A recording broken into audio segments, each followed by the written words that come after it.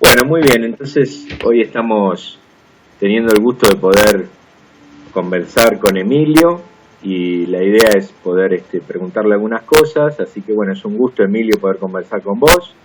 Igualmente, Jorge, es un placer, muchas gracias. No, gracias a vos, gracias a vos.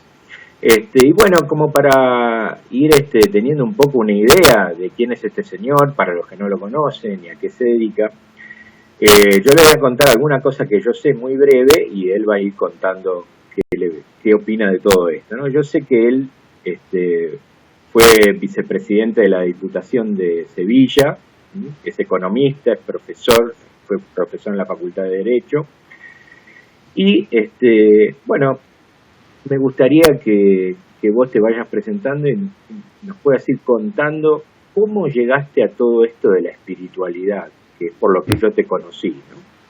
Sí, sí. Mira, pues con mucha brevedad, la espiritualidad ha estado presente en mi vida siempre. Desde que tengo uso de razón, todo lo que tiene que ver con el mundo espiritual, fundamentalmente con la tradición cristiana, ha estado muy presente en mi vida. Sí es verdad que a partir de los 16, 17 años empecé una andadura distinta, donde la vocación de servicio público y eso volcado en lo que denominamos como política empezó a tener una presencia muy fuerte. Durante muchos años he compaginado mi actividad en la administración pública como economista, aprobé oposiciones hace ya muchos años de técnico de la Administración General del Estado aquí en España. Tengo plaza en la Diputación de Sevilla como funcionario. También lo he compaginado siempre con la docencia universitaria. He sido profesor de economía política. También he dado otras materias, hacienda pública, temas que tienen que ver con desarrollo económico y territorial, pero fundamentalmente la columna vertebral de mi actividad docente ha sido siempre la economía política. He dado clases en muchas universidades, fundamentalmente, como tú bien decías, en la Universidad de Sevilla, en la Facultad de Derecho, donde he dado clases durante 30 años, pero también he impartido docencia en muchos sitios, por ejemplo en Buenos Aires. He dado clases de desarrollo local en la Universidad Nacional de San Martín, me desplazaba allí periódicamente para impartir docencia, y a otras muchas universidades de distintos continentes. Y eso también ha ido unido a una actividad política en la que efectivamente hace muchos años, lo que tú comentabas de vicepresidente de la Diputación de Sevilla, que es el gobierno de la provincia de Sevilla, pues esto fue entre 1987 y 1993. Han pasado muchos años. Más adelante me retiré de la actividad política, volví a ella, fui vicealcalde de la ciudad de Sevilla y a partir del año 2000, fundamentalmente, es cuando la espiritualidad poco a poco empieza otra vez a formar parte de mi vida. Tiene que ver con América Latina, tiene que ver con América Latina. A América Latina yo empecé a viajar con mucha frecuencia a partir del año 1994, primero como consultor de Naciones Unidas. Tengo otro título que es experto en desarrollo local, experto internacional en desarrollo local por Naciones Unidas, por la OIT, y empecé a viajar como consultor a América Latina. Después ya lo hice como presidente de una red que se llama la Red de Desarrollo Local de la Unión Iberoamericana de Municipalistas, y en un momento concreto, en un viaje a Uruguay, en el año 2000, en febrero del 2000, fue cuando cayó en mis manos un libro que me obligó a reflexionar y a replantearme cosas que tenía ahí como olvidadas de mi juventud. Ese libro es el Kybalión, el libro se titula El Kybalión, que analiza los principios herméticos, y a partir de ahí ese libro es como si abriera una tapadera, como si abriera una puerta, donde empiezo ya a vivir cosas muy distintas a las que vivía hasta aquel momento. Y poco a poco, mi dedicación cada vez es mayor a la espiritualidad en sentido amplio, hasta el punto de que en el año 2008 dejo la actividad política por completo. En el curso 2009-2010 abandono la actividad universitaria, la docencia universitaria, porque entiendo que eso no son cosas que ya de verdad llenen mi vida. Y en el año 2009 me quedo muy libre de todo para dedicarme plenamente. Ya había empezado antes a escribir algunos libros, a dar charlas, a impartir algunos talleres sobre temas espirituales, y esto a partir del 2009 llena mi vida. Y curiosamente, cuando estaba ya en esa andadura es cuando en noviembre del año 2010 tengo una experiencia cercana a la muerte. Ajá. Tengo una caída de un monte, bajando de un monte donde habíamos subido. Tengo una caída, me precipito al vacío. Me podía haber matado, pero no me mato. Tengo simplemente una fractura de peroné. Pero al cabo de 3 semanas, esa fractura de peroné origina unos trombos que me afectan a modo de infarto, fundamentalmente infarto pulmonar, que para colmo tienen un mal diagnóstico inicialmente, y eso hace que termine finalmente en la UCI, en la unidad de cuidado intensivo de un hospital de Sevilla, en la tarde del 29 de noviembre del año 2010. Ajá. Donde estoy 2 horas, durante 2 horas, estoy en una situación de lo que se conoce como experiencia cercana a la muerte. Además, la recuperación de esa experiencia fue una recuperación muy lenta, fueron 10 meses, tanto en el hospital primero como en mi casa después, y diríamos que todo eso afianza el proceso que ya antes había iniciado. Yo aquello no lo viví como un problema, lo viví como una bendición, lo viví como un regalo de la vida. Claro. Y una vez que ya me recuperé y volví otra vez a mi actividad puramente espiritual, pues bueno, ya lo encontré como un regalo que me había dado para dedicarme completamente a lo que entiendo que es mi dharma, ¿no? Que es mi propósito de vida en esta vida, que es vivir, por supuesto, experienciar una evolución en conciencia personalmente y compartirla con los demás. Entonces, claro, lógicamente uno de los temas que comparto con los demás es la propia muerte. Yo viví aquella experiencia cercana a la muerte, eso me hizo interesarme por lo que la muerte conlleva, y uno de los temas que abordo en mis charlas, en los talleres, en los libros que escribo, es el tema de la muerte, con mucha profundidad, entiendo. Claro. Sí, es muy muy interesante esto. ¿Y nos podrías así brevemente, digamos, ampliar un poquito para la gente que no tiene ni idea y que después le despierta interés a lo mejor mirar tus videos e interiorizarse? ¿Qué es esto de la SM, de la experiencia cercana a la muerte? ¿Qué fue lo que sucedió?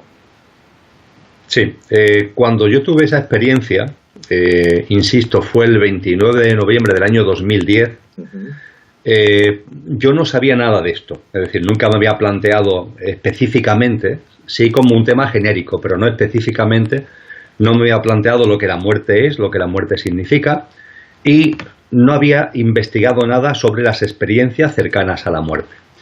Claro, a partir de ese momento, Jorge, inevitablemente yo empiezo a interesarme por el asunto. Lo que yo he vivido, me hago preguntas acerca de ello, y empiezo a darme cuenta de que hay gente que ha vivido lo mismo. Me lo encuentro en libros, me lo encuentro en vídeos, me lo encuentro en audios, personas que describen cosas bastante semejantes a lo que yo mismo he experimentado.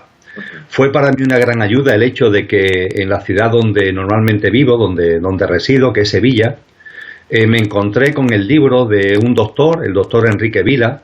Ya había muerto, en ese momento ya había muerto, no su mujer, que sí tuve oportunidad de conocer, y Enrique Vila dirigía la unidad de cuidados intensivos de un gran hospital de Sevilla.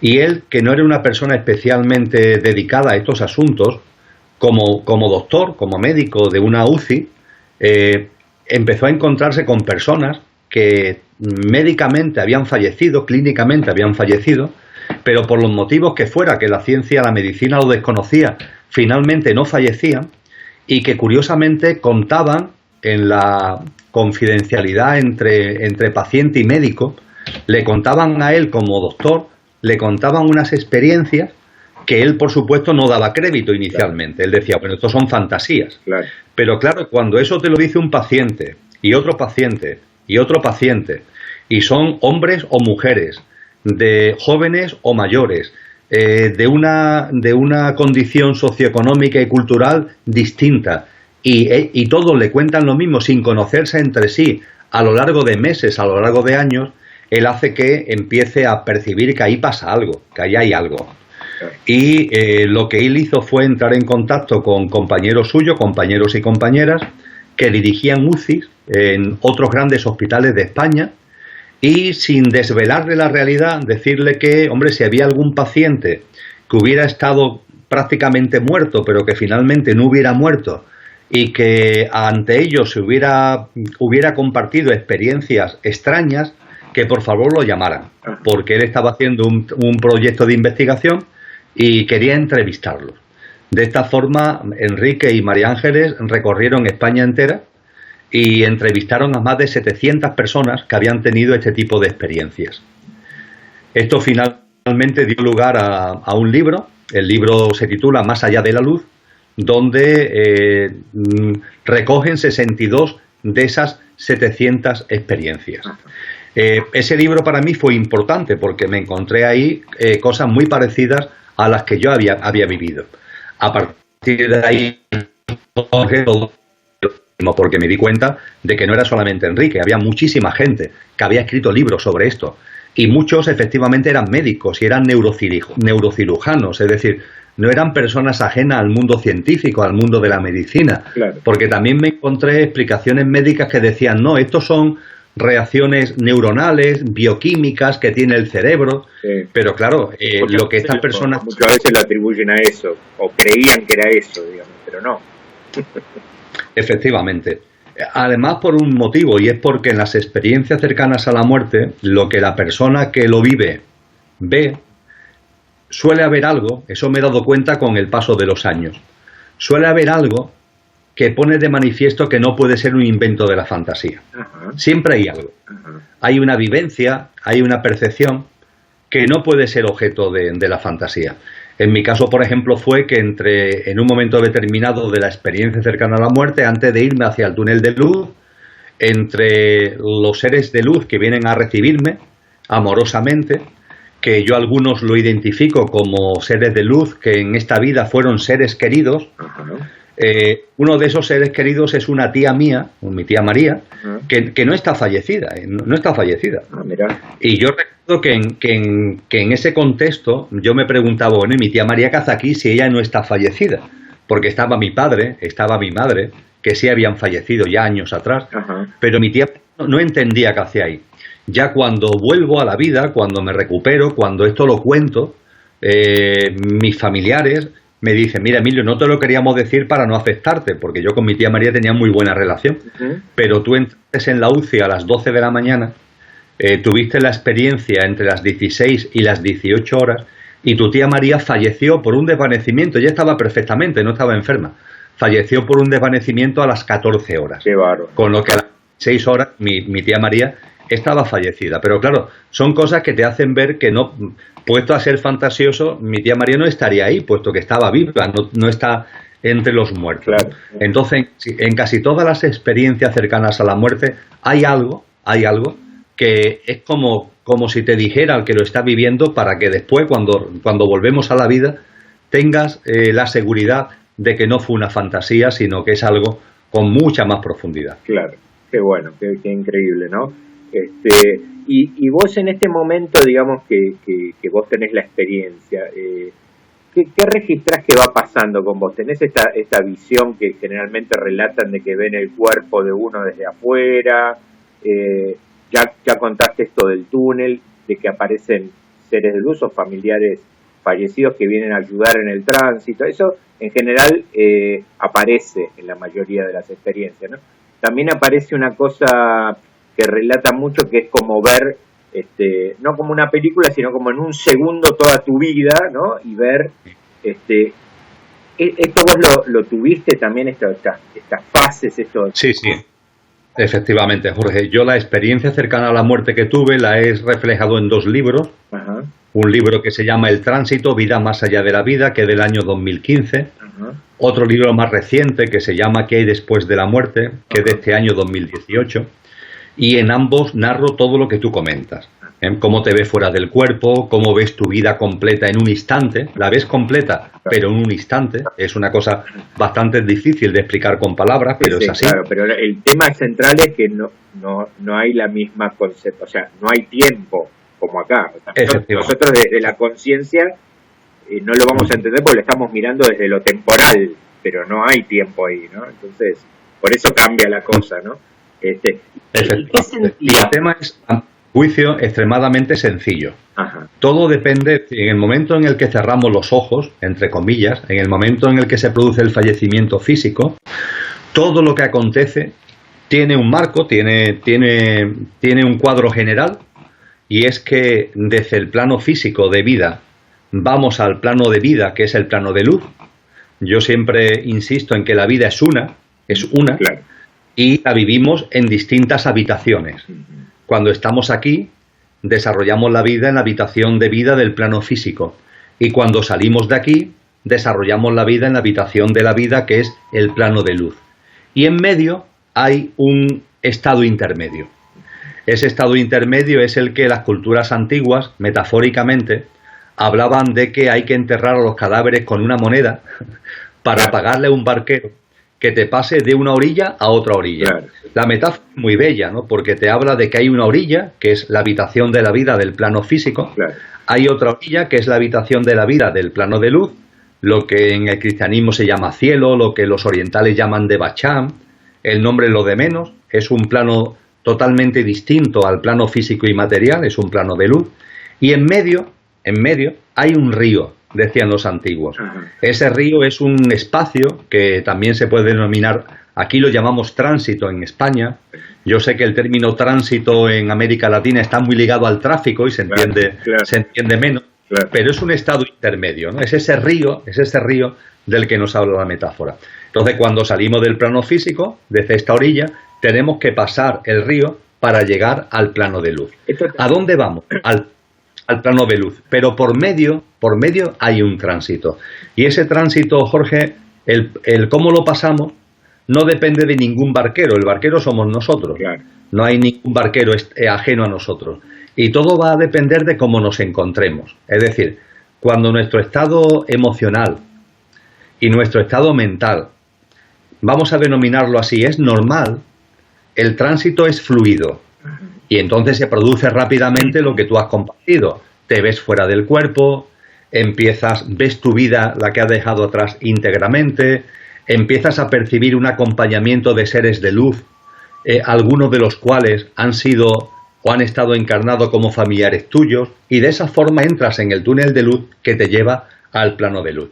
Pero si tu mundo intelectual, si tu mundo emocional, tu mundo mental está cargado, por cuestiones egoicas, por cuestiones de apego, por cuestiones egocéntricas, si está cargado porque ha tenido muchísima fascinación por lo material, si está cargado porque nunca en tu vida te has planteado nada que no sea sino lo puramente material, ese tránsito, esos elementos emocionales y mentales tienes que disolverlo. Ajá. Para eso está el tránsito, para disolverlo.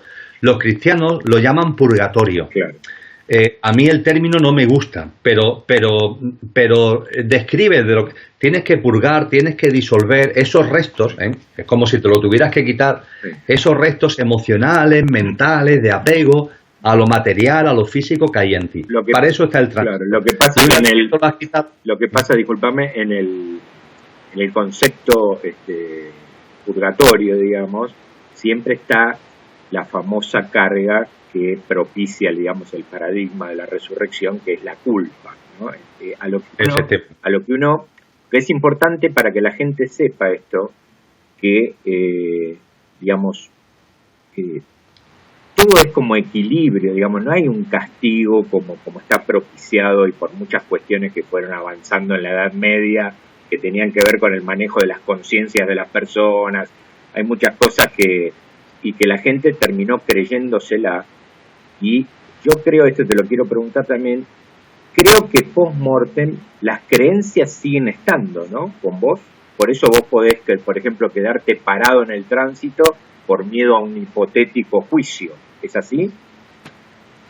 No, totalmente, Jorge, totalmente. Las creencias nos acompañan en la vida y continúan con nosotros después de la muerte, curiosamente. Claro. Esas creencias están ahí. Están en nuestro mundo mental, están en nuestro mundo emocional. Por ejemplo, cuando vemos seres de luz, esos seres de luz están ahí. Ahora bien, hay personas que lo ven con una fisonomía y otras personas que lo ven con otra fisonomía. Es curioso porque esos seres de luz no tienen fisonomía ninguna, claro. Son de luz. Pero sin embargo, tú vibracionalmente lo asocias a algo. ¿Y a qué lo asocias? A tu cultura espiritual. Claro. Hay quien ve a Cristo Jesús, yo vi a Cristo Jesús en mi proceso, porque es mi cultura espiritual, pero claro, eso depende de tu cultura espiritual. Y esa es, vamos a denominarla, esa es la parte positiva. En cuanto a que hay seres de luz, bueno, que tú identificas de alguna manera que te sirven para un mayor acompañamiento. Pero también hay creencias que son limitantes, no son creencias expansivas, son creencias limitantes. Y esas creencias limitantes también se ponen de manifiesto durante el tránsito. Tú has citado una que es importantísima, que es el miedo a ser juzgado. Eso es una creencia enormemente limitante que han introducido en el sistema de creencia del ser humano las religiones dogmatizadas. Claro. Con un afán claramente de manipulación, Obviamente.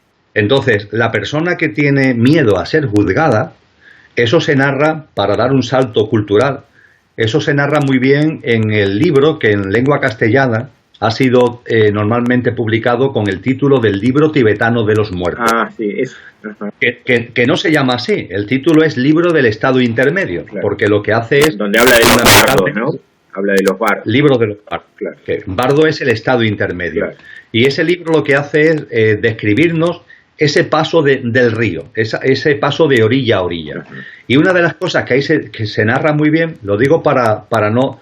Lo podemos entender en la cultura cristiana, pero damos un salto a la cultura budista, donde está generado ese libro, y allí se dice que hay personas que cuando van a entrar en la luz,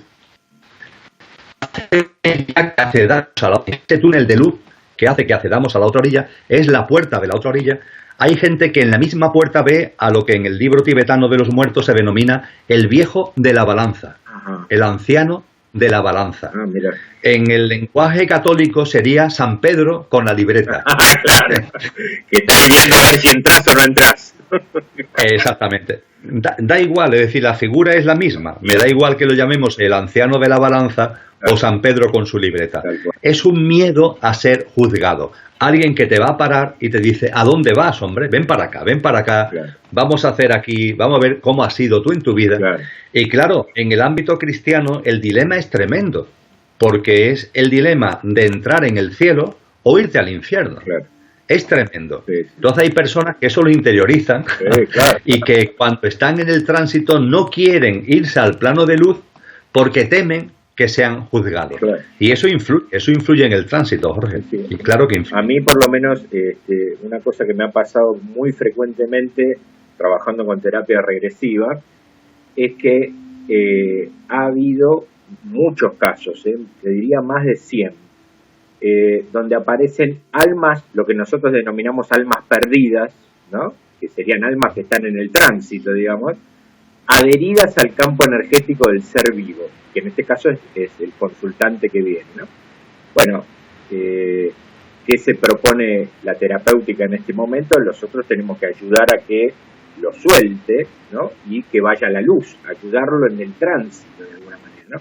Eso es una labor que yo la denomino como casi sagrada para mí, ¿no? Porque es uno no se da cuenta de lo que está ayudando en ese momento, ¿no? Y ha habido montones de casos, pero bueno, también han aparecido otro tipo de entidades. Han aparecido, por ejemplo, entidades oscuras, adheridas al campo energético, que están molestando, digamos, ¿no? O sea que lo que hay que entender es que no solo existimos nosotros y nada más, y algún extraterrestre que pueda creer, no. Hay muchas dimensiones, hay muchas criaturas, y todo eso es parte de la creación, ¿no? Pero volviendo al tema, me interesa esto de sobremanera como para... yo trato siempre de ayudar a desmitificar esto de los miedos, ¿no? Y una de las cuestiones en cuanto al juzgamiento, ¿no?, famoso que propone el cristianismo, es esto que yo te quería preguntar. Sería como que vos mismo viendo tu vida serías tu propio juez, ¿no? Porque ¿qué sentís en el momento que estás viendo tu vida? ¿Qué te hace sentir a vos esa experiencia? Bien, ahí, Jorge, en lo que es mi experiencia y lo que he podido cotejar, lo que he podido indagar con otros casos, sí. Cuando una persona ya se ve fuera de su cuerpo, y cuando una persona ve su vida, y cuando la vida que ha dejado atrás, sí. Y cuando una persona empieza a percibir que está acompañado, que no está solo, sino que está acompañada en el proceso, eso supone ya el final del tránsito. Ajá. O mejor dicho, son estados de conciencia que ya en esta vida, ahora aquí, Sí. tienen ya una visión de las cosas que es tránsito. Porque lo que puede suceder, y de hecho sucede, yo considero que no es mayoritario, pero sucede, es que el mundo emocional y el mundo mental están tan enfocados a lo material, están tan apegados a lo físico, que hay desencarnados que, habiendo muerto físicamente, porque por eso son desencarnados, primero, no se dan cuenta que han fallecido. No se dan cuenta. No se dan cuenta. Sí. Y continúan haciendo su vida como si estuvieran vivos. Claro, lo que relata Sexto Sentido, por ejemplo. Eso es, efectivamente, Jorge, porque cuando Bruce Willis la gente... trabajando de psicólogo. Exactamente. Queriendo hablar con la mujer y la mujer no lo escucha, todo eso que se ve ahí. Efectivamente, la gente dice, pero Emilio, ¿cómo alguien que está muerto Claro. va a seguir haciendo su vida y no se va a dar cuenta? Yo siempre digo lo mismo, ve la película El Sexto Sentido, porque en esa película es una película emblemática, maravillosa, que te dice muy bien cómo se puede estar muerto y creer que se está vivo. Entonces, ese es un estadio que cuando... A mí me gusta compartir, Jorge, que cuando fallecemos, hay un símil, no sé en Argentina, pero en España hay personas que al cielo tiran cometas. Ajá. Que vuelan al aire, vuelan en el viento. Sí. Lo hacen en el campo, lo hacen en la playa, lo hacen en los parques, Sí, sí. tiran cometas. Sí, sí. Bien, una cometa está volando libre en el viento, pero sin embargo, la cometa volando libre en el viento tiene unos hilos que lo atan aquí, Ajá. Claro. a la mano del que lo ha tirado. Claro. Bien, pues cuando fallecemos, puede ser que haya hilos, que haya ataduras que nos siguen manteniendo aquí. Claro. Esas ataduras son apegos, en el sentido amplio de la expresión. Apegos de placer, apegos de sufrimiento que atan más que los de placer, apegos de culpa, apegos materiales, a las cuestiones materiales. Y esos son las cuerdas que nos mantienen aquí. Cuando esas cuerdas están ahí, lo primero que sucede es que podemos creer que no hemos muerto. No nos damos cuenta que hemos muerto. Y como, claro, hay un momento determinado, como pasa en la película del Sexto Sentido, donde ya la realidad se impone. Ya hay un momento determinado en el que pasa algo que te das cuenta que estás muerto, como le pasa a Bruce Willis en la película del Sexto Sentido. Y a partir de ahí pueden pasar dos cosas. Una vez que te das cuenta, has tardado más o has tardado menos. En el caso de Bruce Willis es un proceso largo.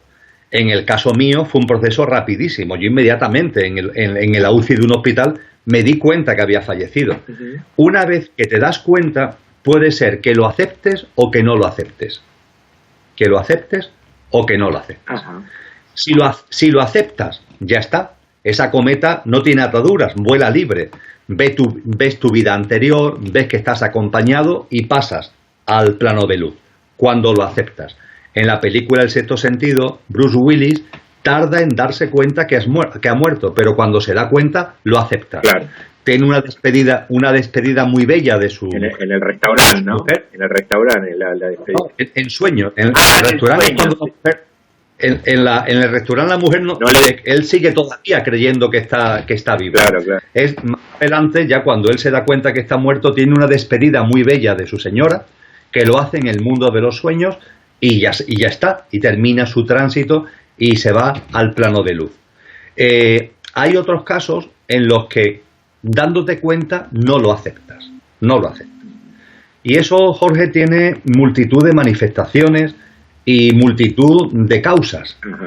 Por ejemplo, pueden ser cuestiones puramente materiales, personas que están muy unidas a sus bienes materiales.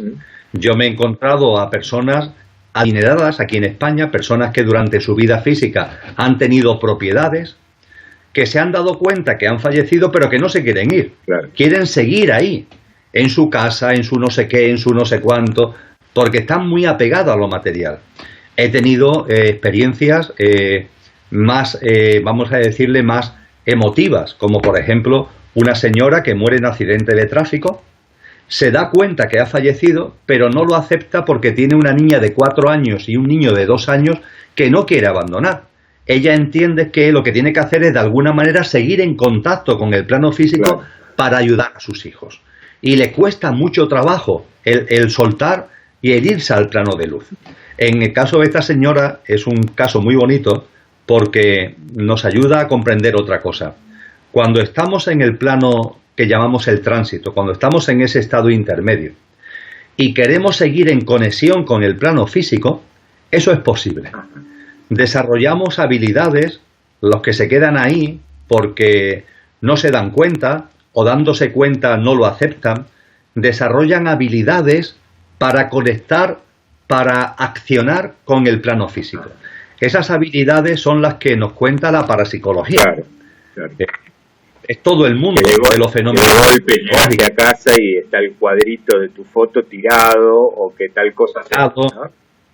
Las luces que se encienden y que se apagan, los muebles que se mueven, pero todo lo que viene del tránsito, aunque la persona que está en el tránsito quiera otra cosa, porque esta mamá, por ejemplo, con sus hijos, quería tener una conexión de amor. Pues bien, lo único que conseguía, porque desde el tránsito no se puede hacer otra cosa, es una conexión de frío y de desarmonía. Frío y desarmonía.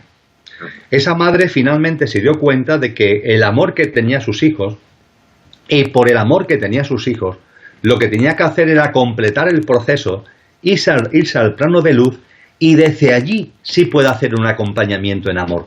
Porque el acompañamiento que se nos hace desde el plano de luz no es un acompañamiento de interferencia, ni mucho menos. Cuando se está en el plano de luz, ya has visto la realidad y comprendes que todo tiene un porqué, que todo tiene un sentido, entiendes que tu propio fallecimiento para ese niño de 2 años, para esa niña de 4 años, tiene un porqué en su vida, y las cosas se ven de una forma muy distinta. Pero se puede realizar un acompañamiento que desde el amor. Por ejemplo, cuando en el mundo de los sueños tenemos una percepción de un ser querido fallecido, que nos habla de que está bien, de que está en calma, de que está feliz, eso se hace desde el plano de luz. Cuando en nuestra casa, cuando en nuestro coche sentimos una fragancia, sentimos un olor que es agradable, a veces es el olor del perfume que utilizaba la persona fallecida, a veces es un olor de flores y en nuestra casa no hay flores, ni en el coche hay flores, eso es una presencia, es un mensaje que nos llega desde el plano de luz. Cuando lo que sentimos es una mano que se pone en el hombro, de cariño, de apoyo, eso se produce desde el plano de luz. Es decir, desde el plano de luz, que fue lo que esta madre pudo comprobar, se puede hacer un acompañamiento que no se puede hacer desde el tránsito. En el tránsito, el acompañamiento lo hacemos todavía desde los restos emocionales y mentales que nos quedan de esta vida e inevitablemente producen distorsiones en este plano físico de frialdad y de desarmonía. En el plano de luz todo varía. Ya es un acompañamiento amoroso y armonioso. Claro, eso es lo que pasa, digamos, justamente cuando los seres están adheridos, digamos, lo que nosotros denominamos adheridos al campo energético, es que producen complicaciones al ser vivo. Por ejemplo, cansancio frecuente, ¿no? Se ve que debe haber algún tipo de consumo de energía psíquica por parte de la otra entidad, entonces, bueno, a veces puede haber transmutación de pensamientos, ¿no? Que la persona se encuentra pensando, pero yo como estoy pensando esto, o esto que estoy haciendo yo no lo haría, ¿no? Este tipo de cosas, ¿no? Y es muy interesante este punto, pero quiero volver un segundo a esto de cuando ves la película, o no la película, sino cuando ves tu vida. Vos ahí podés percibir de alguna manera, no sé si te ha pasado, de sentir lo que quizás un ser sintió con eso que yo tuve oportunidad de hacer para con él y yo no hice. Podés percibir, es como un darse cuenta, como un insight, digamos, ese momento, digamos, algo así. Sí, cuando así simplemente, de forma breve, esquemática, decimos que se percibe la vida en un instante, pero se percibe la vida que has dejado atrás, normalmente no profundizamos en este aspecto que tú comentas, que es muy importante. Porque no solamente vemos la vida desde mi perspectiva, Es decir, yo cuando tuve esa experiencia cercana a la muerte, yo había vivido 52 años como Emilio. Yo esos 52 años como Emilio los vi enteros. La única forma que tengo de explicarlo, es una broma, claro, pero la única forma que tengo de explicarlo es como si con un vaso de agua te tragaras un chip informático. Y al tragarte el chip como si fuera una pastilla, al tragarte el chip, plaf. Miras todo. Claro. Todo, instantáneamente todo a la vez. Desde que sos bebé, por ejemplo, también. ¿Perdona? Todo. Desde que sos bebé también, desde que sos chiquito, sí. Niño. Efectivamente, todo íntegro, desde que naciste hasta el momento en el que se ha producido ese hecho que te ha conllevado el desencarnar. Y lo que ves no es solo tu perspectiva, no es solo tu lado, sino que también percibes, y yo no soy capaz de explicar el cómo, pero es así, también percibes lo que en cada situación y en cada circunstancia estaba viviendo la otra persona. Bien. Tanto lo positivo como lo negativo, digamos. Sí. Te enorgulleces, por ejemplo, de eso que hiciste por el otro, pero a la vez te podés sentir mal por eso que no hiciste por otro.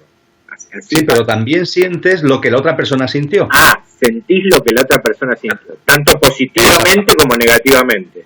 Efectivamente, entonces puede haber algo que a lo mejor tú hiciste con tu mejor intención, pero la otra persona, para ella, fue algo distorsionante. Claro.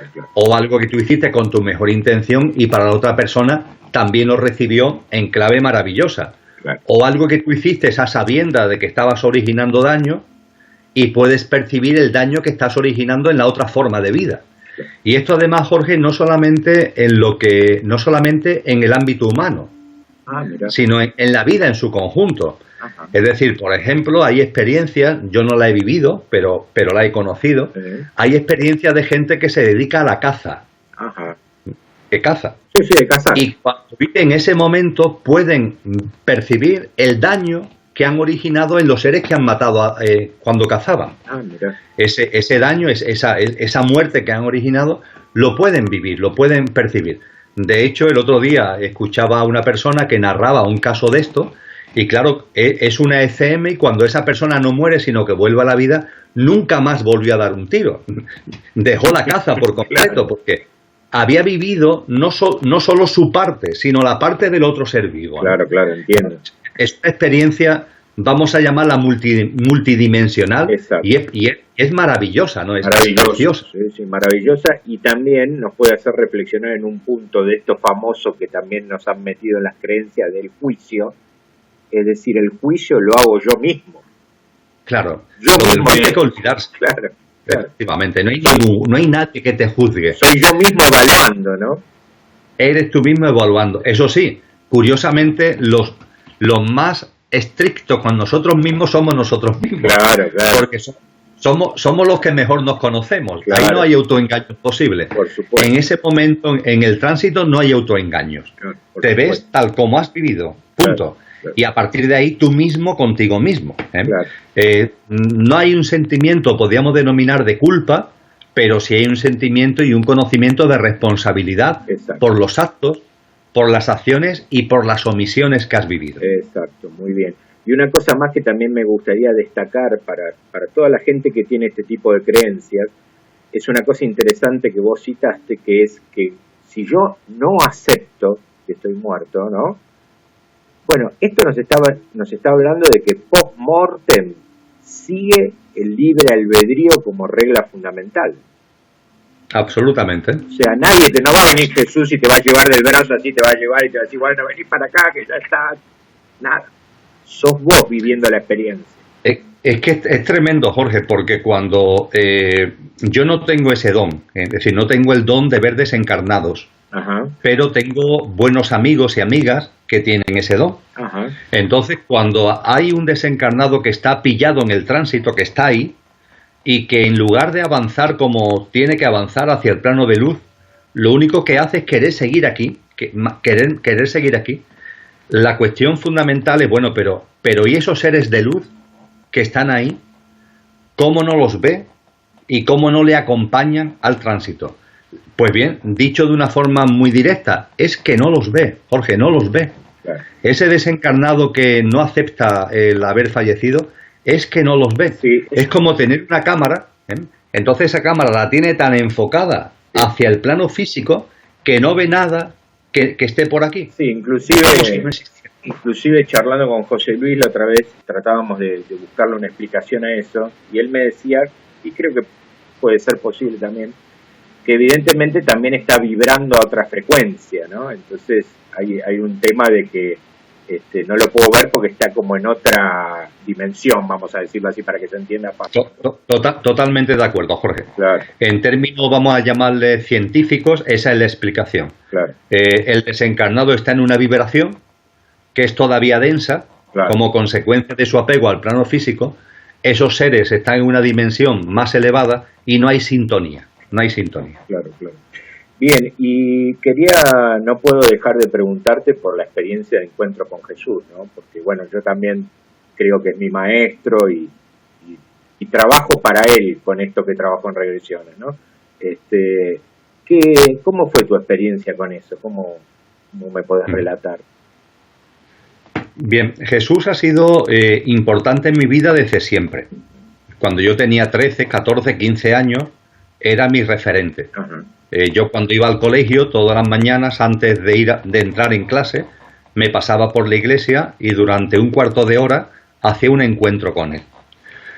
Una vez que ya maduré y empecé mi vida normal y corriente, esto dejó de ser así. Lo cual no significa que no estuviera ahí como telón de fondo. A partir del momento en el que lo espiritual vuelva a aparecer en mi vida, nuevamente la figura de Jesús vuelve a estar muy presente. Pero también es verdad, Jorge, que nunca tan presente como, pasan los años, empieza a tener una presencia, pero nunca tan presente como en ese momento, en la experiencia cercana a la muerte. Porque ahí yo tuve con él una relación directa, como estoy hablando contigo. Cuando yo estoy en el túnel de luz, ya dentro del túnel de luz, iba acompañado de seres de luz, en Dios, seres queridos. Y hay un momento determinado en el que yo empiezo a percibir que yo mismo, que ya empiezo a no tener cuerpo físico, también soy de luz, empiezo como a reverdecer, empiezo como a brillar.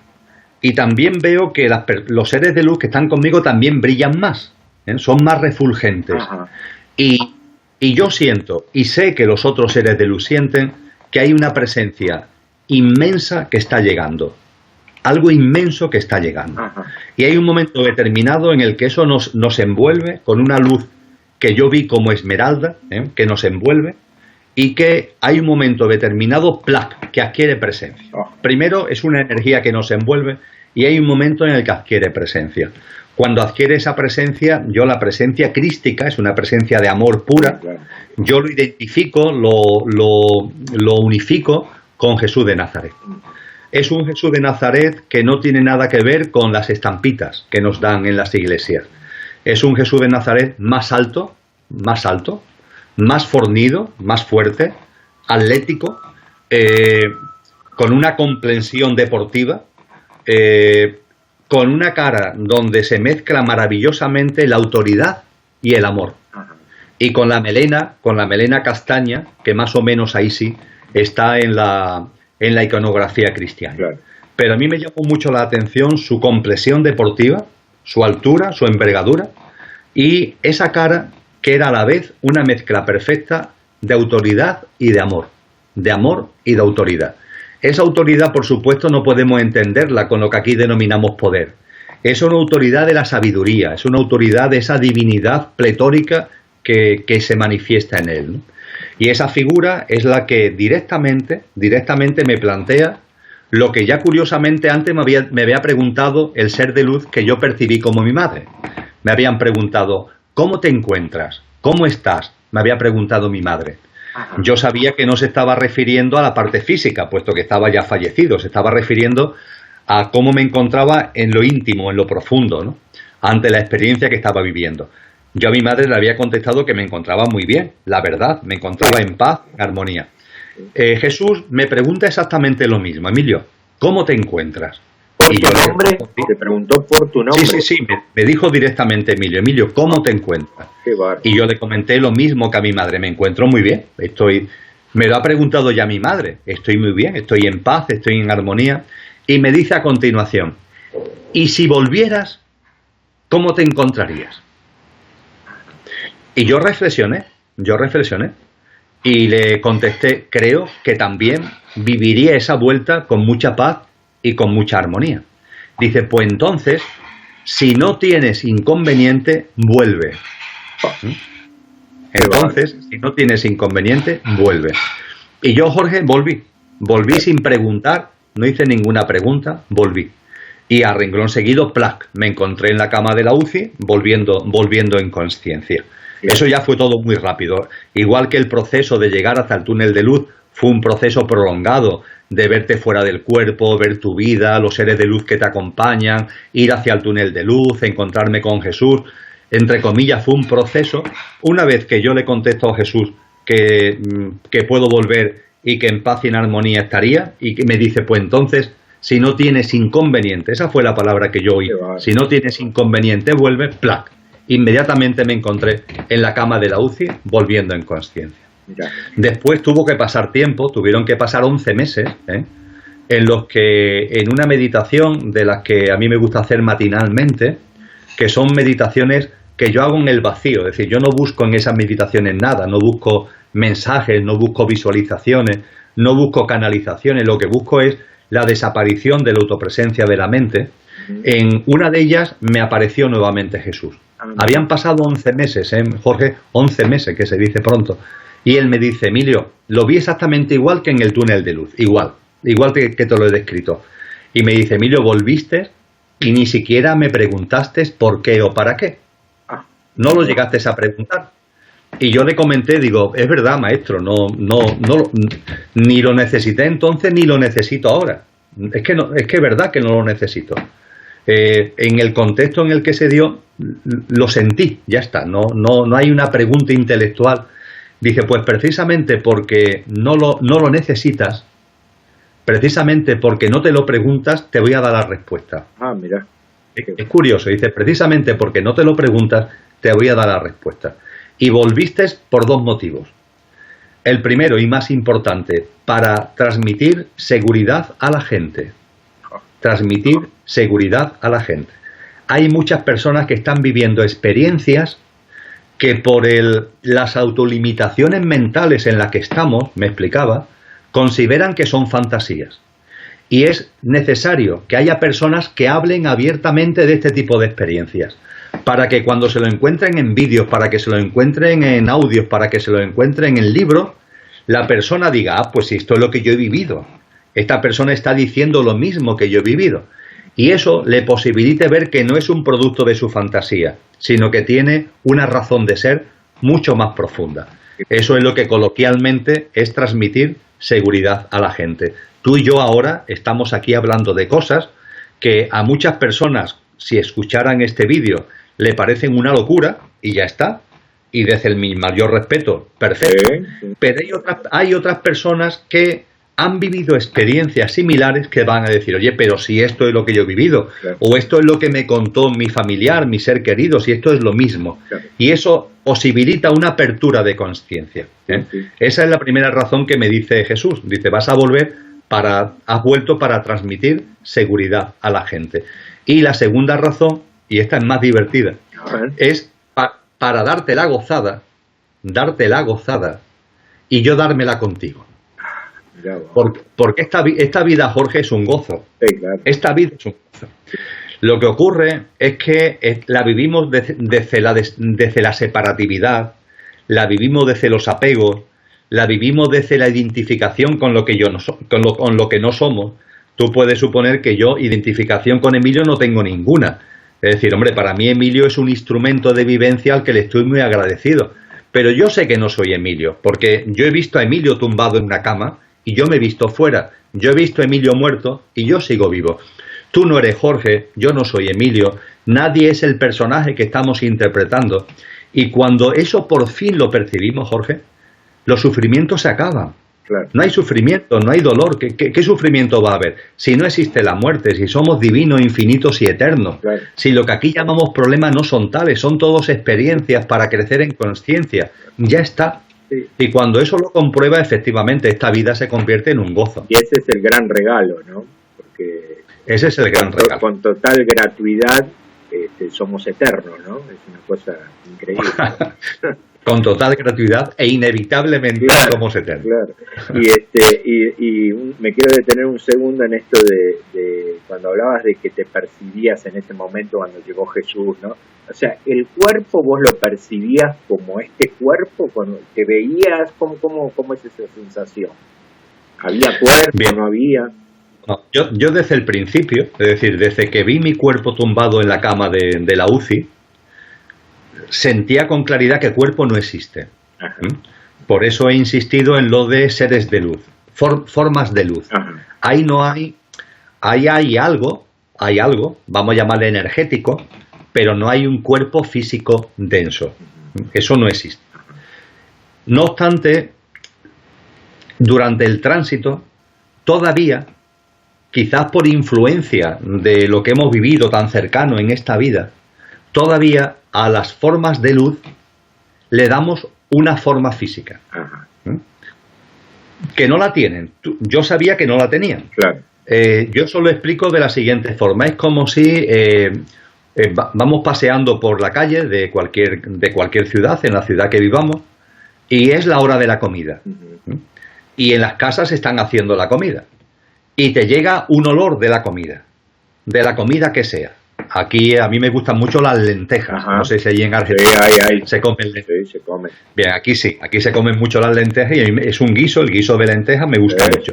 Bueno, pues es como si te llega el olor del guiso de lentejas. No sabes de qué casa te llega, vete a saber de qué ventana de las muchas que te rodean está saliendo ese olor, pero te llega el olor. Ajá.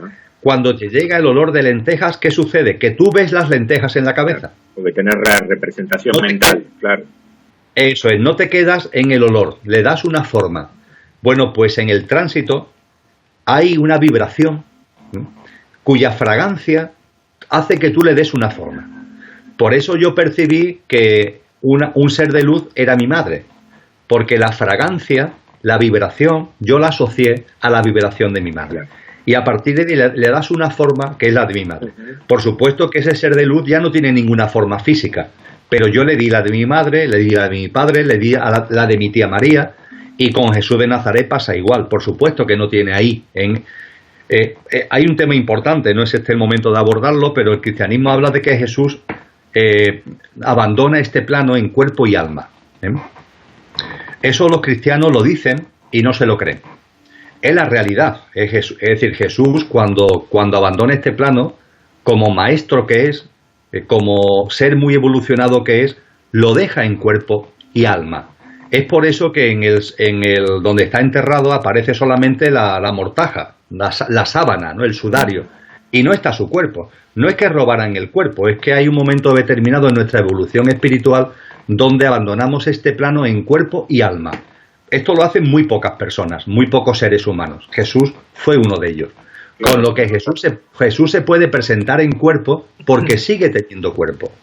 Pero no obstante, en esta experiencia del plano de luz, vale lo mismo que dije con relación al ser de luz mi madre, al ser de luz mi padre. Es la fragancia que desprende, claro. La energía crística. Esto hablaría de, digamos, sería como este concepto de cuerpo glorificado, digamos, lo que está prometido en el credo, ¿no?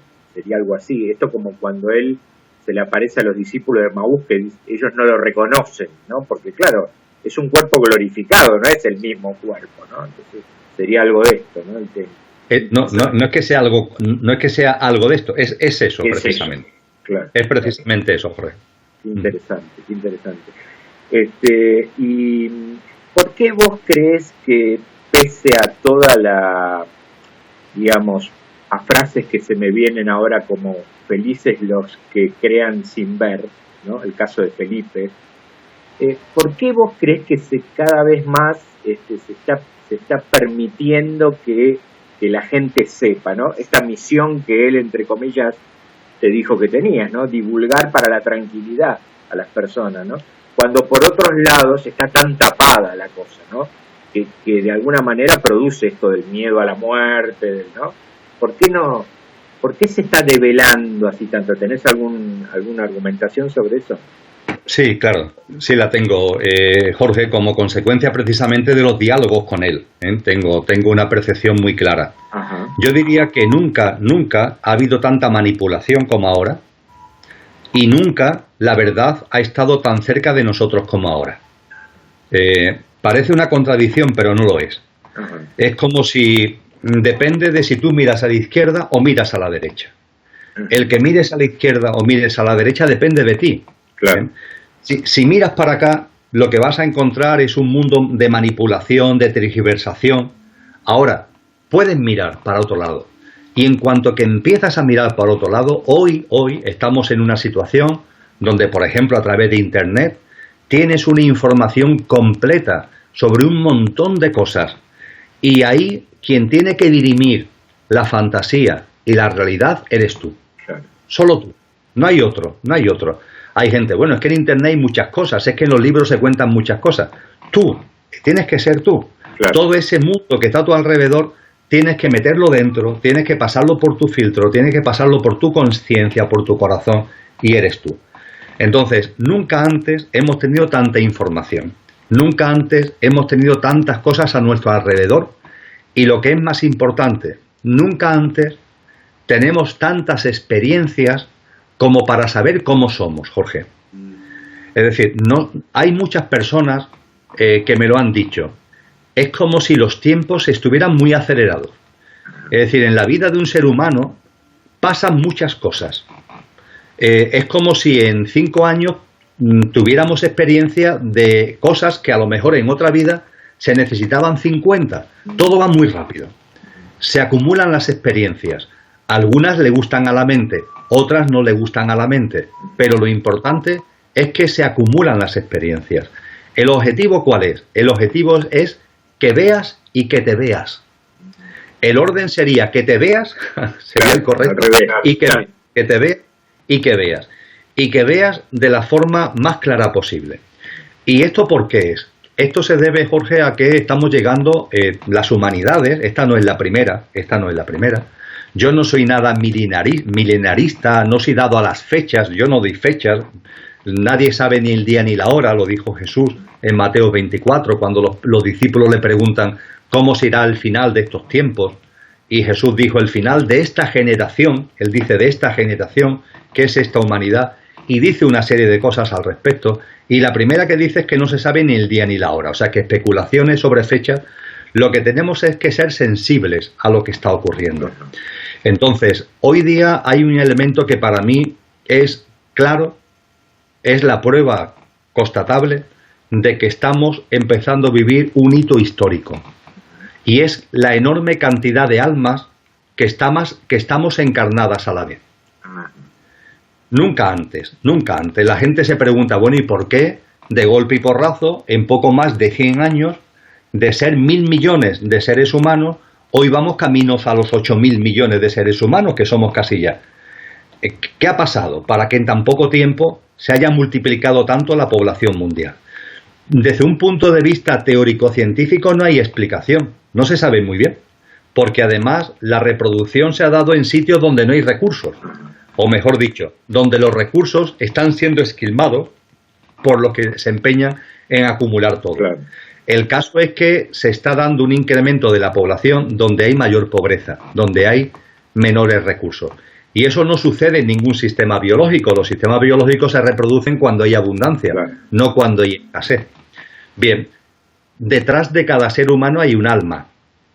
Y esto significa que hoy hay encarnadas en este mundo casi 8.000 millones de almas. Cosa que nunca antes se había dado ni por asomo. Cuando ese autor que cuando se habla de tema de demografía, de tema de población, hay un autor llamado Malthus, Robert Malthus, que fue el primero que empezó a hablar de que un incremento demográfico podría originar problemas de abastecimiento, de convivencia en la humanidad. Cuando él escribió el libro y lo publicó, que primero fue de manera anónima, en 1798, la población humana no llegaba a 1.000 millones de personas. Y era en el siglo XIX, claro, y no llegaba a 1.000 millones de personas. Claro, claro. Hoy, en el arranque del siglo XXI, somos casi 8.000 millones de personas. Yo ahí lo que veo, desde una perspectiva trascendente, no desde la superficie, sino desde la profundidad, es que hay un sentido profundo para que todas las almas que venimos encarnando como por turnos, ahora encarnas tú, ahora encarno yo, ahora te vuelve a tocar a mí, a ti, ahora me toca a mí. Sin embargo, ahora todas estamos encarnando a la vez. Yo creo que eso nos habla de la importancia de este momento. Cuando hablo de este momento no me refiero a 2018, me refiero a esta época. Me refiero a lo que pueden ser un proceso que lo mismo llega tranquilamente hasta el siglo XXII, no digo que no. Pero es un momento muy importante y la importancia del momento creo que queda constatada en el hecho de que todas las almas que venimos encarnando pero por turnos, ahora todas estamos aquí a la vez. Estamos llegando a un fin de ciclo, lo cual no significa que sea mañana, pero estamos llegando a un fin de ciclo y en el fin de ciclo todas tenemos que estar aquí. Claro, qué bárbaro, qué interesante.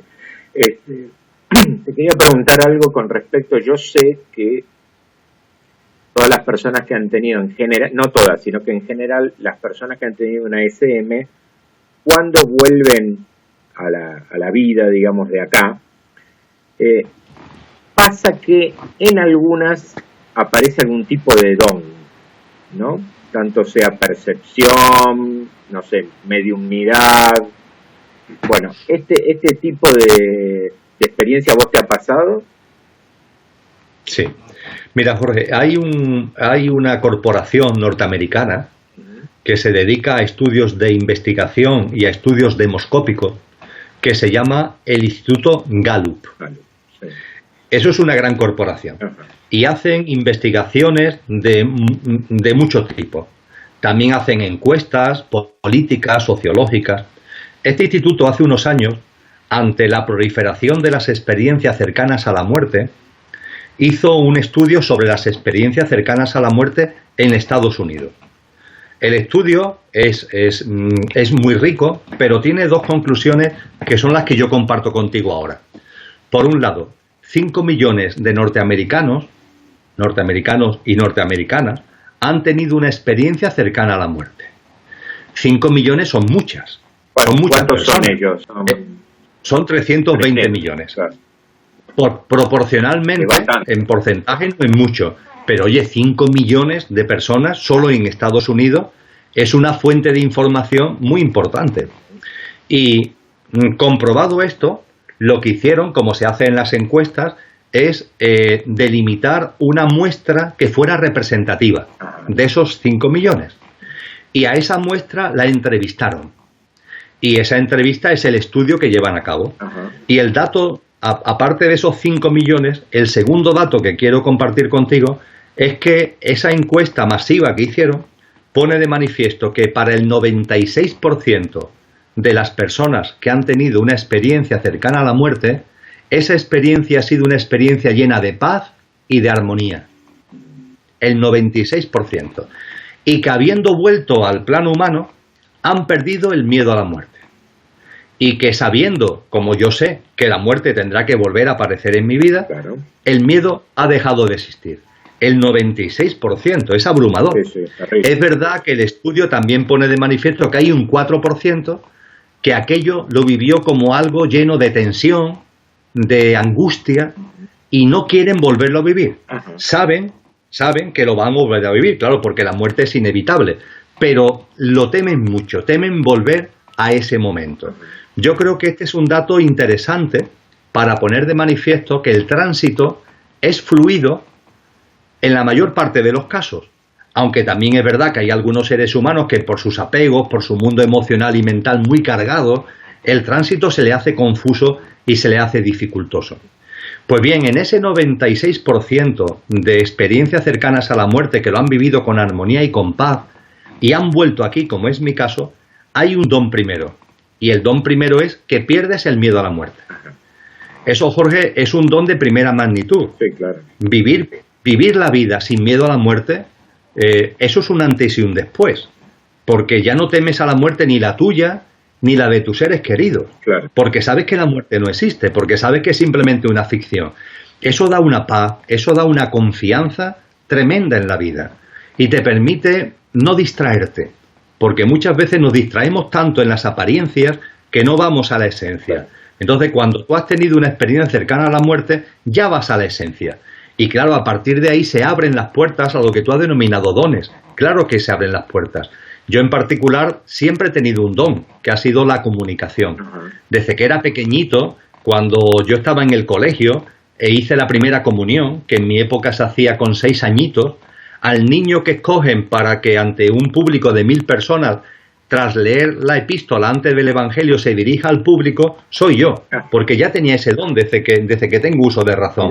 En la universidad pues fui delegado de curso, delegado de facultad, he estado volcado en la docencia universitaria, que eso te obliga a hablar, a la actividad política, que eso te obliga a hablar. He estado toda mi vida, ¿no?, ejerciendo el don de la comunicación. Eso sí, desde que estoy en la faceta puramente espiritual, volcado en ella, y sobre todo desde ese momento en el que vuelvo al plano humano, con ese mensaje de Jesús de transmite seguridad a la gente, yo he comprobado que ese don se ha expandido enormemente. Y lo compruebo que tengo una capacidad de interlocución, de llegada, de conexión con la gente, que yo lo llamo mi don. Y las personas que han vivido experiencias cercanas a la muerte, cada uno despliega un don, que en mi caso es el don de la comunicación, introspección. El percibir por dentro cosas profundas que tengo capacidad de comunicar con facilidad hacia el exterior. Qué interesante. Y para dar una faceta desde el otro lado, digamos, porque estamos hablando de todo lo que pasó del otro lado y de lo que pasa con la muerte. Entonces, para vos, ¿qué sería la vida? La vida, Jorge, aquí encarnados, tenemos que aceptar de corazón de que hay un componente de misterio. Tenemos que aceptarlo. Cuando estamos aquí encarnados, nuestros procesos intelectuales pasan por esta mente, la de lo que yo llamo mi coche. Y mi mente da de sí lo que da de sí. Yo sé que tengo un nivel en mi mente, que es la mente abstracta, que me permite plantearme las cuestiones trascendentes, y me permite intuir, y me permite tener inspiraciones, y me permite tener una serie de percepciones que van más allá de lo intelectual. Pero no puedo olvidar que estoy encarnado aquí. Y encarnado aquí, mi capacidad de interpretación, mi capacidad de visión de lo que ocurre, a mí me gusta llamarlo vislumbres. Podemos tener vislumbres de la realidad. Cuando tenemos esos vislumbres de la realidad, las personas que la han tenido, yo mismo modestamente me incluyo entre ellos, lo que podemos compartir es que la vida es una. Es como si estuviéramos en una habitación donde hubiera muchos puntos de luz, muchas bombillas. Cada bombilla es cada bombilla. Sí, claro. Es cada Emilio, Jorge, Mari Carmen, Estefanía, Manolo. Cada bombilla es cada bombilla. Cada bombilla emite su luz, cada una la suya. Pero la energía que llega a cada bombilla y que permite que cada bombilla emane su luz, que es la vida de cada uno, la vida de Jorge, la vida de Emilio, la energía que llega ahí, que es la energía eléctrica, es la misma. Es la misma, no hay diferencia. Todas las bombillas se ven alimentadas por la misma fuente, por la misma energía eléctrica. Esa vida, esa energía es una. Entonces, todo lo que hay es una. Tenemos que darnos cuenta de que estamos en un plano de vida donde, dicho de una forma, con un experimento de laboratorio que es muy sencillo, podríamos enfocar el siguiente experimento de laboratorio. Vamos a suponer que aquí yo tengo un foco de luz blanca, un foco de luz blanca que se proyecta. Aquí hay una pared. Aquí la luz blanca llega a una pared. Y aquí en medio de la pared hay un prisma, un trozo de cristal. Y aquí hay otra habitación. La pared está en medio, aquí hay una habitación, aquí hay otra, y aquí en esta pared hay un trozo de cristal. Cristal que da por aquí y que da por aquí. Cuando la luz blanca llega aquí, ¿qué es lo que sale por aquí? Sale una luz, pero esa luz está abierta en espectro. Verdes, amarillos, rojos, azules. El arco iris. Claro. Yo creo que todos sabemos que el arco iris es la luz blanca que se abre espectralmente. Bueno, pues fíjate, si vivimos aquí, ¿qué es lo que vemos? Luz blanca, claro, unidad. Pero si vivimos aquí, ¿qué es lo que vemos? Colores y por tanto diversidad. claro. Cuando estamos aquí, vemos el verde, el rojo, el amarillo, el azul y podemos decir, no, aquí no hay unidad, aquí hay diversidad y separatividad. Sin embargo, si estuviéramos aquí, podríamos comprobar que todo es luz blanca. Pues bien, tenemos que darnos cuenta que estando aquí, tenemos una tendencia a creer que la diversidad, que existe, claro que existe, tú eres tú, yo soy yo, los animales, la naturaleza, los demás seres humanos, creemos atender que la diversidad, el rojo, el azul, el amarillo, el verde, son cosas separadas. Y no, son cosas distintas pero no separadas, porque todas son la luz blanca. En nosotros hay una esencia que es exactamente la misma. La vida es una, Jorge, Claro. Inefablemente, ineludiblemente es una. La vida que se está expresando en ti, la vida que se está expresando en mí es una. La vida que se expresa en un animal, la vida que se expresa en un mineral es una. No hay diferencia. Cuando esto lo ves, porque esto no es un tema intelectual, yo lo he explicado de una forma intelectual, pero cuando lo vives, cuando lo ves, la vida cambia, ¿no? Porque te das cuenta de que, por supuesto que cada uno es cada uno, por supuesto, porque uno es rojo, otro es verde, otro amarillo, otro es naranja, pero te das cuenta que todos son expresiones maravillosas de una misma vida que merece toda nuestra reverencia. La reverencia a la vida es lo fundamental, el respeto, la tolerancia, la comprensión, el darte cuenta que los colores dependen del estado de conciencia. Hay personas que tienen un estado de conciencia A, otros que tienen un estado de conciencia B, unas personas que están muy enfocadas en lo material, otras personas que están más enfocadas en lo espiritual. Entonces, por eso uno lo ve rojo, otro lo ve azul, otro lo ve verde. Son los estados de conciencia. Y lo que tenemos que percibir es que si yo hoy lo veo verde, a lo mejor ayer o en otra vida lo he visto azul o lo he visto amarillo. Y por tanto tengo que ser muy comprensivo con el que hoy me dice que es amarillo o me dice que es azul. Aunque yo hoy lo vea verde, Claro. yo también lo he visto amarillo, yo también lo he visto azul. Sí, Eso no significa la inacción, No, eso no, no significa claro. cruzar de brazos. in- Evidentemente la sabiduría con pasión, el actuar de corazón es básico, pero oye, da una perspectiva de vida totalmente distinta. Claro. Incluso yo eso lo recalco de otra manera hablando de psicología en las clases, cuando yo digo que no reniegues de vos mismo de una cosa del pasado y te enojes con eso, ¿no? Porque si no hubieras pasado por eso no serías el que sos hoy, ¿no? O sea que es necesario, ¿no? Porque una vez se enoja con lo que no hice, con lo que no me di cuenta. Bueno, es para eso está, digamos, la experiencia, Claro. justamente.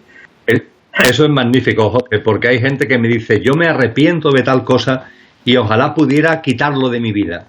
Y yo le digo, pues si lo quitaras de tu vida, quizás no tendrías la conciencia como para darte cuenta de lo que me estás diciendo Claro, ahora. claro, tal cual, Sí, va. tal cual, tal cual. Bueno, muy bien. Quería preguntarte una cosita más sobre el tema del vuelo de la mariposa, que es esto que yo estoy practicando, ¿no? Que yo sé que ustedes lo han vivido, que sos amigo de José Luis. ¿Qué opinión te merece? ¿Qué experiencia tenés sobre esto? Bien, lo primero, Jorge, es cuando yo conocí a José Luis de la Rica, hace ya bastantes años. Claro, cuando él comparte conmigo lo que comparte, te tengo que confesar de corazón que en mi mente concreta, aparece una duda. Uh-huh. Bueno, pero ¿hasta qué punto esto es así? Claro, Porque el vuelo de la mariposa te permite unas experiencias que no se quedan en el tránsito, van más allá del tránsito, van al plano de luz. Entonces, inevitablemente en mi cabeza, a pesar de haber vivido todo lo que he vivido, aparece un interrogante. Para mí fue un factor fundamental el hecho de cómo es José Luis. Es decir, su sencillez, su entrega, el no perseguir bajo ningún concepto nada que tenga que ver con el negocio, ni con el beneficio, ni nada que se le parezca. Es decir, fue su integridad personal la que a mí me llevó a tomarme esto en serio. Si yo hubiera visto en él cualquier elemento de negocio, cualquier elemento de ego, de dársela de no sé qué, pero como es una persona tan absolutamente entregada, tan absolutamente inocente en el mejor sentido de la palabra, ¿no? Como es una persona totalmente desinteresada e íntegra, me hizo interesarme por esa experiencia. Digo, no, esta persona no puede estar engañando. Como mucho se puede estar autoengañando, pero no engañando a los demás conscientemente. Y fue por lo que me metí en el vuelo. Y claro, en el vuelo lo que comprobé es que efectivamente esos planos no están cerrados a nosotros. Hay una comunicación plena, hay una posibilidad permanente de comunicación. A mí me gusta decir que esa comunicación no se da por la sencilla razón de que aquí tenemos apagado el móvil. Claro, eso es verdad. Sí. No tenemos, aquí curiosamente nosotros no tenemos el móvil prendido y el número, pero acá está apagado. Eso, aquí está apagado. Es que aquí ni siquiera tenemos que llamar, lo que tenemos que es tener el móvil encendido, claro. Simplemente encendido, ya se encargan ellos de llamar, pero por favor, tenlo encendido, ¿no? Claro. El encender el móvil es quitarte las autolimitaciones mentales, que los sistemas de creencias te han metido. Cuando te mueres, o si hay vida después de la vida, ahí no hay ninguna comunicación posible. Quítate esos clichés, quítate esos sistemas de creencias. Eso es encender el móvil. Y cuando yo viví, porque he vivido experiencias con José Luis del vuelo de la mariposa, lo que también he aprendido, Jorge, es que para entrar en conexión con ese plano de luz, es decir, para que nosotros que estamos en el plano físico entremos en conexión con el plano de luz, nosotros mismos nos tenemos que situar en una vibración que lo haga posible. Es decir, no es factible que yo entre en conexión con el plano de luz si mi vibración está muy baja. En el vuelo de la mariposa, por ejemplo, se suele hacer una meditación inicialmente que sirve de arranque. Esa meditación tiene un objetivo, se explicite o no se explicite, que es que tu vibración suba. La tuya, la mía, claro, la que lo estamos llevando a cabo. Estamos participando, digamos. Exactamente, porque es al subir tu vibración es como si los desencarnados en el plano de luz estuvieran en la planta quinta y tú estás en la planta primera. Entonces tienes que subir en el ascensor para que la comunicación sea posible. Entonces esa vibración tuya tiene que aumentar. Esa meditación precisamente va dirigida a que vayas despojándote de tantas densidades como las que estamos aquí cotidianamente y eso te ponga en disposición de conectar con esas formas de vida que están en el plano de luz. Y a partir de ahí mis experiencias han sido experiencias potentísimas y muy hermosas todas. Y hay que destacar algo, que eso es una cosa que se puede hacer uno, esto de subir en el grado de estar conectado, como estás diciendo vos, ¿no? Que por más que uno crea que igualmente yo que hago tal mal cosa y que hago tal mal otro, ¿cómo yo voy a...? No. Digamos, como estoy en una cosa, puedo estar en otra si me concentro, ¿no?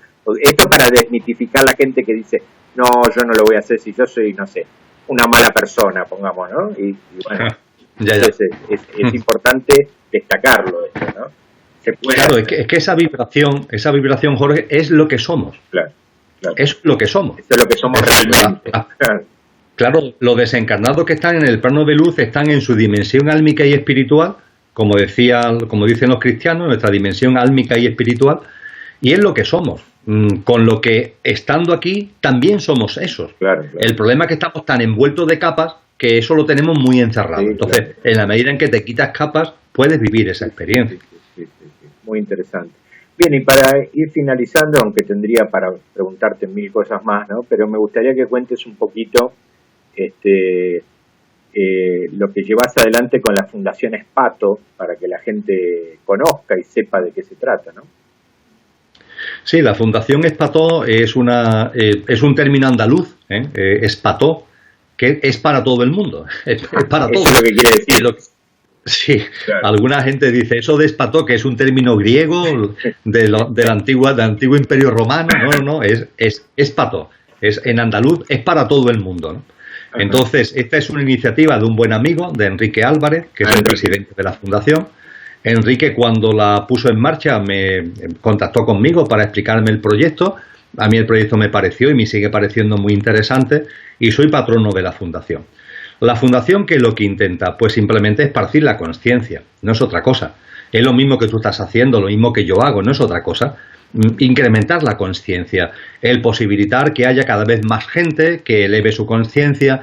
La Fundación sirve para formar grupos que funcionan en distintas ciudades, tanto de España como de América Latina. ¿Esos grupos qué objetivo tienen? Pues simplemente el compartir en conciencia, personas que se encuentran, personas que comparten entre sí las experiencias que viven, y lo que yo vivo le ayuda a otro, y lo que el otro vive me ayuda a mí, y a partir de ahí lo mismo se ponen iniciativas, se ponen en marcha iniciativas de tipo social, de tipo de cooperación.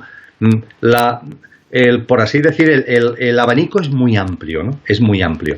Y la Fundación Espató existe en distintos puntos de América Latina, existe, por ejemplo, en Buenos Aires, hay un grupo de la Fundación Espató, y si no hay ningún imprevisto, el año que viene, en octubre, yo tengo previsto desplazarme a varios puntos de América Latina, entre ellos estaré en Buenos Aires, y en Buenos Aires uno de los encuentros que llevaré a cabo será con la Fundación Espató, patrocinado y organizado por la Fundación Espató, pero con este objetivo, ¿no? Ahí no hay nada, no se trata de construir ningún edificio, no se trata de llevar a cabo ninguna especie de iniciativa predefinida, no, es compartir en conciencia y colaborar con los demás a expandir nuestra conciencia. Y eso se puede plasmar en la iniciativa A, en la iniciativa B, en un canal de televisión, en un libro, en una charla, en un comedor social. Bueno, en cada sitio se pone de manifiesto de una forma distinta. Bueno, muy interesante. Esto, para todos los que estén viendo este video, lo pueden encontrar en YouTube, lo pueden encontrar en la web. Fundación Espató, Recuerda Televisión, que es la televisión que depende de la Fundación, Recuerda TV, sin ningún problema lo encuentran en Internet. Bueno, muy bien. Sí. Bueno, te dejo ya una inquietud para la próxima vez que podamos hablar sobre esto, porque tengo mucho interés de conversar con vos sobre la figura de Jesús. Estoy leyendo, no sé qué opinión te merece a vos, voy por El caballo de Troya 3 de JJ Benítez. No sé si lo conocés vos personalmente. Sí, lo conozco, tengo el placer de conocerlo personalmente. Bueno, vive cerca de mi lugar de residencia. Bueno, a mí me encantaría hacerle una entrevista algún día, ¿no? Pero